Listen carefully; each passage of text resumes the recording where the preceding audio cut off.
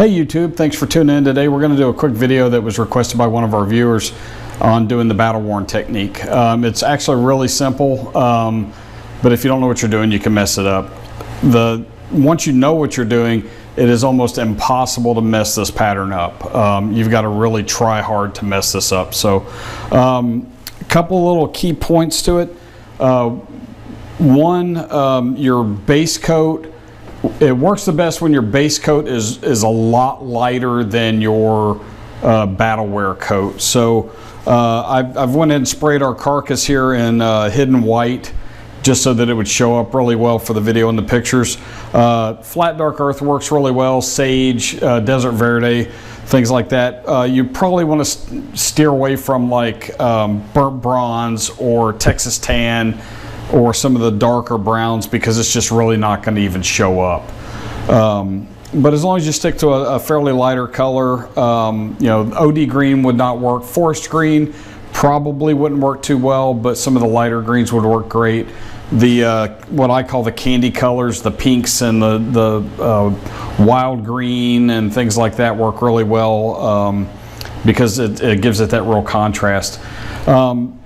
When you get ready to do the Battlewear, a couple things to keep in mind. It needs to be tacked out completely, and by that I mean once your base coat is on and you want to have a nice thick base coat, your normal base coat that you would do to give you that added layer of protection to whatever item that you're going to have, because that Battlewear layer is not going to give you hardly any protection at all. It's mainly just a visual effect. So a good solid layer, that 1/2 mil that you're wanting to get on your item. But when you get ready to do your Battlewear, it's only going to take about 12 milliliters of whatever color you're going to Battlewear with. So whether it be black or whatever, which is 99.9% of the time what I use is graphite black, it's only going to take about 12 mil to do an AR-15 size project. So you really don't need a lot because of the way you're going to set the gun up and for what you're going to do. But the real key is that you've got to have this thing tacked out completely before you do the Battlewear on it. It's got to be cooled completely.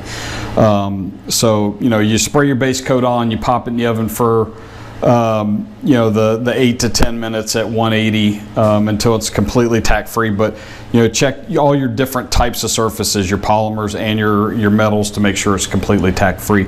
If you don't, what'll happen is when you go to scuff it, it'll just mix your colors, and so instead of that cool effect, what you'll end up with is, you know, if you used white and graphite black, you're going to end up with like a gray goo, and it's just not going to look right. But if you're completely tack free and everything looks good, it's going to come out great. I'm going to mix up some graphite black, and then I'll be right back and we'll show you how to do this. One thing I want to talk about real quick before we get started, I've mentioned in other videos that we use almost exclusively the Iwata LPH 80 for our projects. For some reason, when I'm doing Battleworn or speckling and things, I have an old beat up gun. I don't even know what brand it is, that just seems to do black better. So don't get focused in on this. You know, everybody recommends this piece of equipment, so I have to have that. I think this gun cost us $40 at Tool Town here at one of our local outlet malls. Cheap gun, but it works great for, just seems to work really good for spattering and Battlewear and things like that. So just do what works for you. But we're going to get started. One of the things that you want to do when you're doing Battlewear is dial your volume down to where you've just barely got a little bit of a cloud coming out. You don't want to go really heavy because it's just going to make it that much harder to do the actual effect. There's really two ways to do Battleworn. One is you just take your item and just kind of go over the surface with the color in a random pattern, and you're just kind of dirtying it up. If you've watched some of our other videos, I've done this quite a bit, and it just gives it that kind of beat up, dirty look.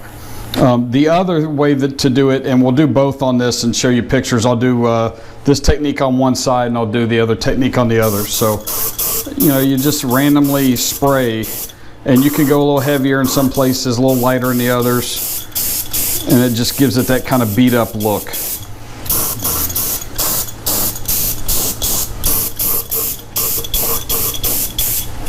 The other technique is to dial it up just a little bit and pretty much mist the entire surface.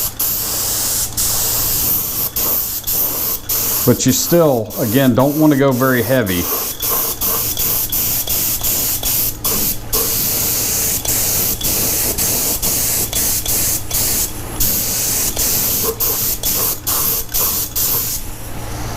And on the first technique, what you're going to do is basically just at that point throw it in the oven. Do your bake, and that's going to be your effect. The second technique, where you go a little bit heavier, a little more uniform, you're going to put it in the oven to tack free it for about 8 minutes until it's just not sticky. You bring it out, and then there's another technique that you're going to do at that point. I'll throw it in the oven. When we bring it back out, I'll show you what you're going to do at that point. So be right back.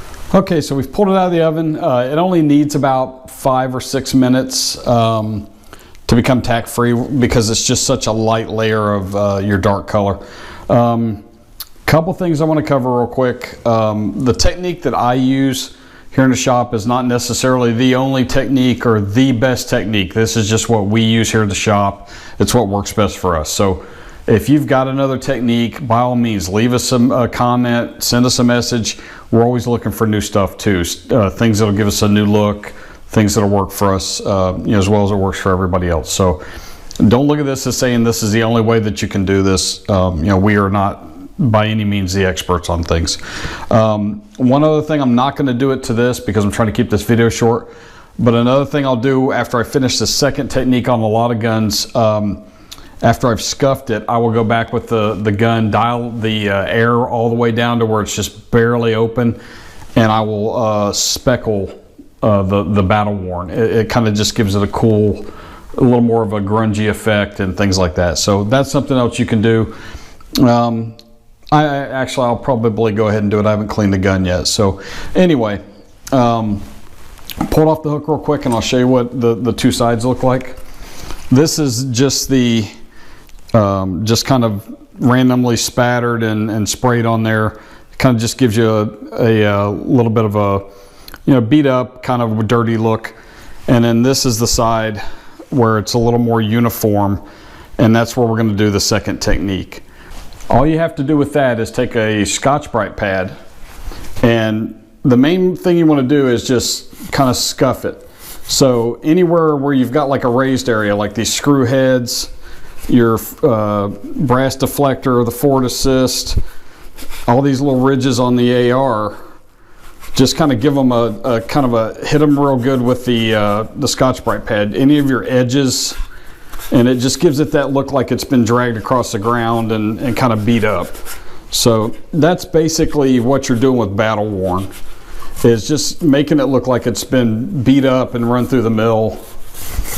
On these pick rails, if you just run it up and down that a few times, it'll give it a cool effect.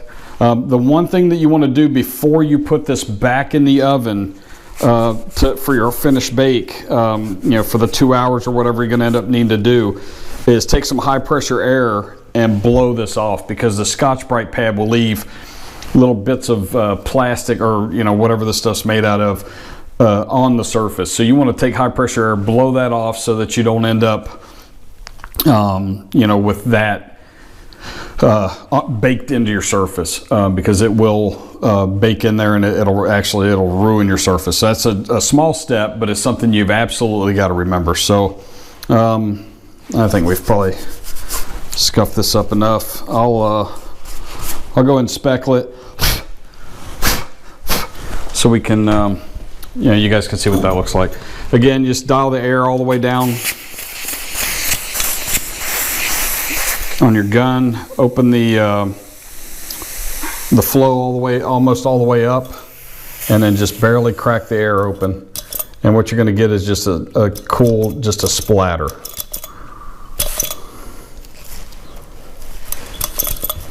And you just play with it until you get the look that you're wanting.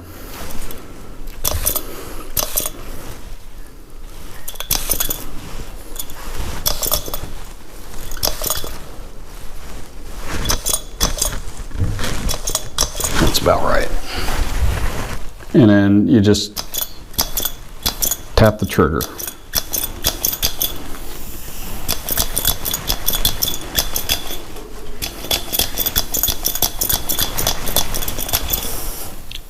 That's about it. I'll pop this in the oven, and we'll have some still pictures at the end for you. up close picture so you can see what it all looks like when it's done. Please don't forget to like, comment, share, subscribe.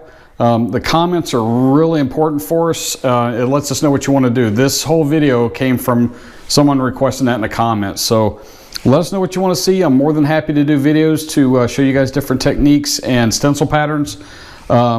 See us on our website, bransonCerakote.com, for all your stencil needs. We have about 90 plus stencil patterns on there. We're adding them all the time. We're actually coming up with a new pattern that we should have on within the next few days called Table Rock Camo. That's pretty cool. We've worked on that for a few weeks and we think we're just about ready to do it. I'll do a video on that as soon as we get it ready to go on the website. So thanks for watching and have a good day.